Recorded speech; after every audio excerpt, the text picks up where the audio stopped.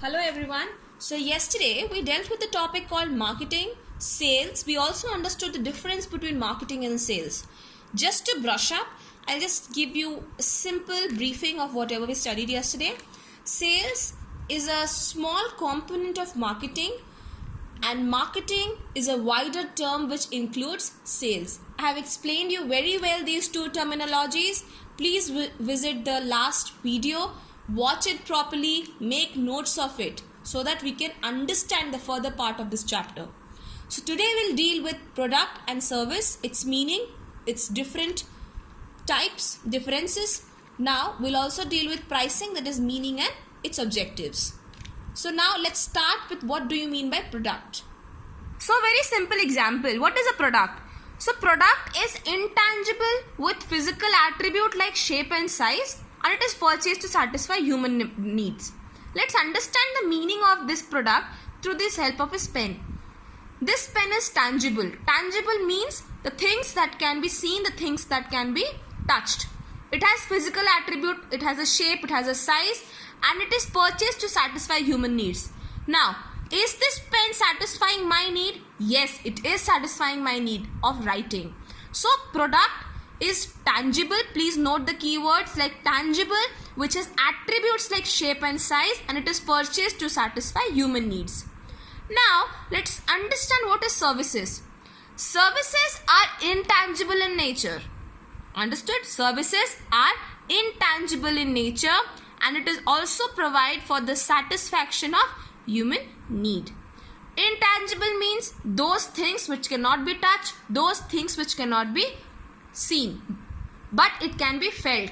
For example, when you go to a doctor, when you ask the doctor to prescribe you medicine, he prescribes the medicine to you and you pay him the fees in return of it. In this case, the services provided by him are intangible in nature, but you are going there to satisfy your demand. You satisfy your demand of getting checked up from a doctor and getting your illness cured. Now we'll understand what are the different kind of services. I hope you know these things, but still let us revise it. Commercial services. Now commercial services includes the services provided by the wholesalers or retailers. Now we'll also, who is wholesaler? You know, wholesaler are basically those people who purchase bulk products, bulk in quantity, and provide it to the retailers. Who are retailers? Retailers are those people who provide the goods to the end consumers. Now, what are professional services? Professional services provided by professionals like doctors or engineers. I've given you just a simple example of how you receive a service from a doctor. Now you'll also understand personal services. The personal services when you go to a salon, you go to a beauty parlor. So the services provided by these beauty parlors or by those salon or even cinema hall. When you go to the cinema hall, you go watch a movie, receive an entertainment in return. So all these things are personal services. You're doing it to satisfy a personal want. Public utility. For example, hospital. When you are sick, you are going to a hospital and you are receiving the services from the hospital administration and you are paying the fees for it. You pay the bill for it. But when you go to a hospital, just imagine, do you actually go and bring the table, the chair, the bed while you get discharged from the hospital? No, you don't. You do not take away the things, but you pay for the services that has been provided by the hospital administration to you. Now we'll understand the differences between the product and the services. Though there are many differences, but we'll see a few of them. Now, tangibility, I have told you, products are tangible in nature, services are intangible. Again, what do you mean by the word tangible? Tangible are things that can be touched, that can be felt. Services are those things that cannot be touched, that cannot be seen. Products, usually they are durable in nature, and services are perishable. How durable? For example, if I buy this pen will be with me forever until and unless I discard it for any reason. But services are perishable. For example, when you tell the tent house people to come and set up a tent for the event you have in a home, what happens? Once that event is over, the tent house people will come, take their goods and they will go. And they ask for the money ask for the amount for which the services they provided it to you. Now, in ownership, the ownership products are transferable, in services is not transferable. How? When I purchase this pen from the shopkeeper who was initially the owner of this pen, he transferred the ownership from him to me. Why or how? In exchange of money. What I provided him money, he provided me this pen, and once he provided me this pen, the ownership got transferred. Services, the ownership is not transferable.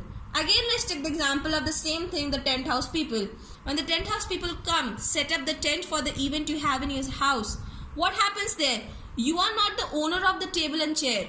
The tent house people were the owner of the table, chair, the curtains that they have provided for the event, and they will be the owner of those assets like the table, chair, curtains that they have provided to the event. But the services provided to you do not mean that the ownership gets transferred from the tent house people to you. I hope you can understand it. Please relate it with your daily life. It is easy to understand. Now, products. Products, what happened? Buyer and seller, inseparability of buyer and seller. In product, what happened? It is fully separable. How? Again, it is linked up with the ownership point. It is separable. What I mean to say is, this pen belonged to the buyer and the ownership got separated from him to the consumer who is purchasing it. But in services, it is not separate. Why? Because the ownership belongs to the person who is providing you services, and it will belong to the person who has provided you services until and only unless he discards it for a reason. Risk, product can be replaced. Suppose this pen, if this pen would have been broken from the middle, or the lead of this would have been broken, would I purchase it? No, I would not. I would ask the shopkeeper to replace it. But in services, the services delivered cannot be replaced. For example, if the doctor comes and provides you a wrong injection, can he take out that injection from your body? No, he cannot. So once he provided the services, it cannot be transferred, it cannot be replaced. Now we'll understand the third term, that is pricing. Please note, it's a very important part. Pricing is, what is pricing? The amount of money a seller is asking for the product or service he offers for sale, or the amount which buyers are to pay for it. What I mean to say is, the amount of money that a seller is asking for the buyer for the product or services, and the buyer is ready to pay. For example, again, imagine for this pen, what happened? I went to the shop and I asked the shopkeeper, please give me a black pen. The shopkeeper gave me this black pen and asked me to give 5 rupees.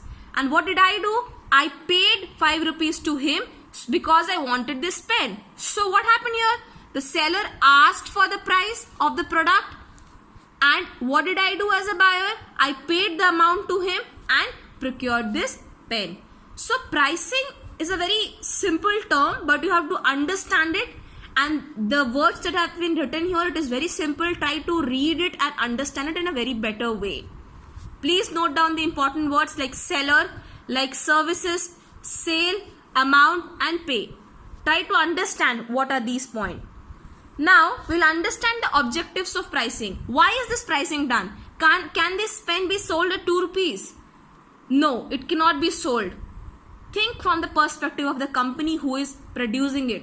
Let's understand. The objectives are target rate of return. What I mean to say is, when a person is actually setting up a company, what does he do? He is setting up a company of producing a pen. So what is going to happen here? He has invested certain amount of money in it. The initial amount that is invested by him can be considered as a capital, and he knows that if I have to produce this pen, what will I do? I have to include the cost of the production, the cost of the distribution, and then I have to also maintain a profit margin, and then only I can sell it to the consumer so that the company earns a profit. So let's understand with the help of an example. For example, if somebody, imagine Mr. X, he has initiated a capital of rupees 100 and he told that okay, I'm going to produce this pen. What will he do? He knows that the cost of this pen, by including all the lead, the plastic coating, the everything in it, it is rupees 2 per unit per pen. He maintains the selling price at rupees 5 per unit. Why? Because he wants to keep a profit margin of 3 rupees. Because he knows that whatever investment he has done, he has to receive a sufficient return from it. Understood? So it is very important to understand the term called production and distribution. How? Because when this product was produced, it included different raw materials in it. So the cost incurred in procuring these raw materials and converting this raw material into the finished product, that you can see this, and the distribution from the wholesalers to the retailers and to the consumers, all these things incurs cost, all these things bears expenses. So the company who is owning it, the company who owns this, who produces it, does it in a very sensible manner. He thinks about the profit margin that needs to be kept so that he receives a sufficient return over the capital that he has put for starting the business. The second point is price stability. Now what do you mean by price stability? A firm seeks to cut or eliminate the cyclical price fluctuation. What I mean to say, yesterday I gave you an example of two kind of fan, Usha fan and let's take an example of Havells fan. Both these companies provides fan.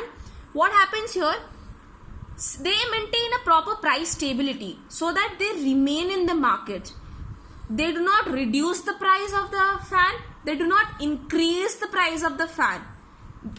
Even if they increase or decrease it, it depends upon the market fluctuation that they're going to happen. What do you mean by fluctuation? This is a very economic term. It means the rise or the fall in the demand. Now we'll understand the third point, that is market share. Market share means reduction in price of the product to capture larger scale of growing demand. See, there are many products. For example, if we take an example of the Lifebuoy hand wash, the smaller version of it, which comes for a price of rupees 20 or 30. What happened there?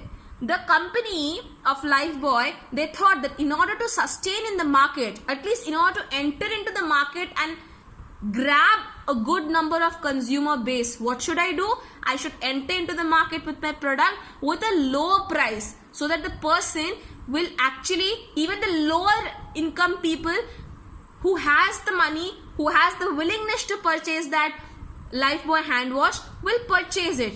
So it is very critical. It is very difficult, not difficult actually, it is very critical. Whenever you have to launch a product, the company people thinks about the pricing, because it is a very important component. If they put the price very high, the customer will not buy. If they put the price very low, the company might bear a loss.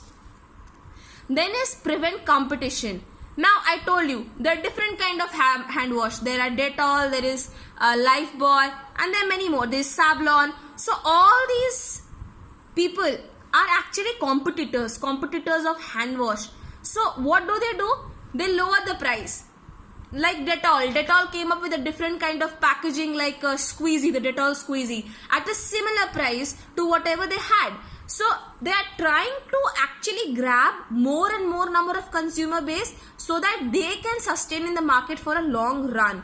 And in order to fight competition, they're not reducing the price or they're not increasing the price. If the price is increased from rupees 20 to rupees 50, very few people or even no people will purchase Dettol. They'll move to the other substitute that they have, like Lifebuoy hand wash or Savlon hand wash. Now, profit maximization. See, it is very important that a company would like to earn more and more profit, but not at the stake of reducing the consumer base they have. So it is very much important that they try to earn as much money as possible to avoid cutthroat competition. So it is very important that the company maximizes its profit, but by maintaining a proper and a healthy competition with the competitors, and by also maintaining one of the major thing, that is consumer. Because if the consumer do not purchase the materials of the company will incur into a huge loss, and finally the company will lose its aspect in the market. So you have understood these points. I hope so. I'll provide you the homework in PDF. Please go through it.